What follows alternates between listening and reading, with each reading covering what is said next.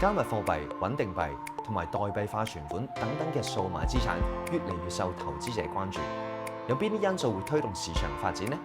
投資者又應該了解邊啲風險同不確定嘅因素呢？今集滙豐 Premier Elite 財富滙談請嚟滙豐數碼資產研究主管 Daragh Maher 分享市場最新嘅動態。Thank you for joining us, Daragh. Oh, it's great to be here. Stablecoins have been gaining a lot of tractions other than mainstream cryptocurrencies, and it has been the fastest moving part in the digital assets. So, what are the main opportunities or limitations that could potentially influence broader adoption? They are taking up a lot of oxygen in the room at the moment with stablecoins. They're the talking point. I mean, a big catalyst for that was, actually, sounds dull, regulation. Right. Regulation has kind of given them legitimacy in the US, here in Hong Kong as well, but in other jurisdictions as well. We've become used to money being created exclusively by central banks and banks. That's kind of the old model. Blockchain technology has allowed for a new form of money, so what we call privately issued non-bank money, right? And stablecoins is one example.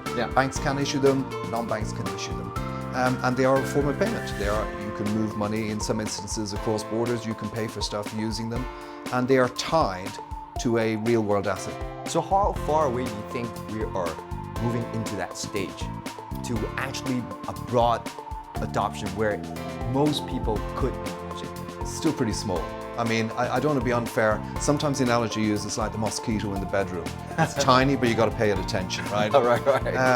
But they are growing very quickly. I mean, to put some numbers on it, the stablecoin market cap, if you like, is around $300 billion US. But if you set that against, let's say, regular commercial bank deposits, which is another form of money, they are, for the big five currency blocks, closer to $100 trillion US. So you're talking 300 billion against 100 trillion. But stablecoins, if you like, have first mover advantage. They are one of the early examples of tokenized money, again, for making that convenience of transacting on chain. Right, so adoption is moving. So the next big question is scale. You predicted that stablecoins could reach to a multi-trillion market, dollar market. What could hinder this growth, or what drivers could drive this growth? For demand to grow, you have to say, well, what's the use case? Like, why do I want to use them? You know, and we've talked about one, which is you want to transact on chain. Another popular conduit internationally has been to use stablecoins for moving money across borders.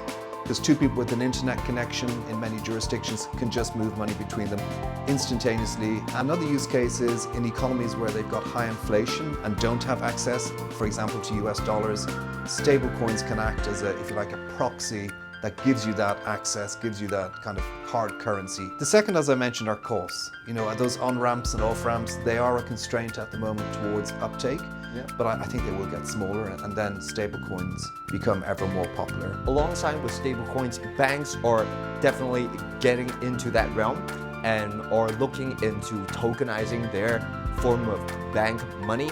So what is the global key developments so far that you've observed, and what are the hurdles that we still need to address? For tokenized deposits, it's really banks responding in a way to that business challenge that independent stablecoins could pose. Now, there's different ways of doing that. Banks can issue their own stablecoins, fine, and then say, right, let's compete like for like. Or they can do as they're doing with their deposit base, which is say, well, let's just put those deposits on chain, and then you can move them, you know, from A to B in the same kind of seamless way that stablecoins might offer. So that's what's happening. The constraint is these different tokenized deposits don't speak well to each other, so they don't speak the same language, right? We call that an interoperability problem. Central bank tokenized money would solve for that, and there are other potential solutions. But for now, that's kind of a problem in terms of how convenient these are as a means of payment. As investors are looking into digital assets to see how that can fit into their respective portfolio, so what's your observation in terms of a market trend or from a portfolio perspective? That's a good question. I mean, I think the first thing to say is, why bother with all this tokenized money, whether it's stable coins, tokenized deposits, whatever it might be, unless you got something to buy with it, right? So some of the things we can buy with it at the moment obviously exist on chain. You can mention the cryptocurrencies, but there are others. You know, there are tokenized bonds, there are tokenized gold, all these things can be bought on-chain. You can transact in these assets far more quickly than you can do in, if you like, fiat assets or traditional assets. You reduce settlement time, you reduce settlement risk as a consequence. So we talk about, for example, Hong Kong government bonds. Traditionally, they take around 5 days to settle. If they're tokenized, they can take as little as just 1 day to settle.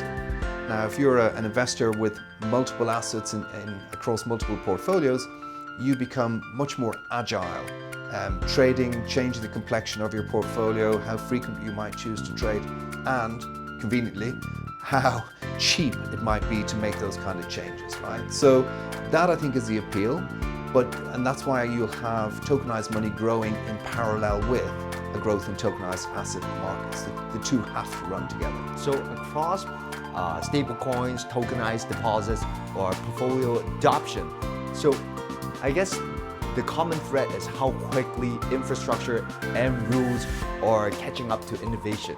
To wrap up, stablecoins and tokenized deposits are moving from concepts to actual practical use case in our real world. So we'll keep track of the market developments and see what they mean for investors. So thank you again for joining us today. 今集時間就差唔多啦，多謝大家收睇。